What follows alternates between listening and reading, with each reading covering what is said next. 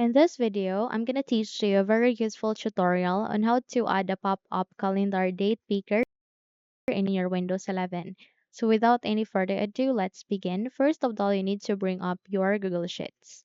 Once you've opened it, you need to navigate at the upper left side of it. You can see there a list of the options. Please find for data. In my case, I have seen it next to format. Once you've seen it, you need to scroll down here on the list, find for data validation, click on that one. And here you'll get to see data validation rules at the right side. So please click on add rule.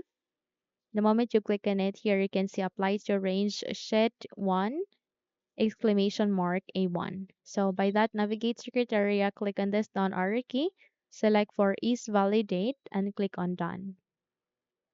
Once you're done, you can now apply here. Okay, just have to drag from anything you want.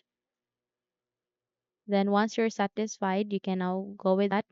Okay, that way, the moment you click on here, okay, let me just add a rule here. So we just have to navigate first to this one, select it first, and then click on done. And then from that, you can now close this window. And if you navigate here at the first column, click on this here,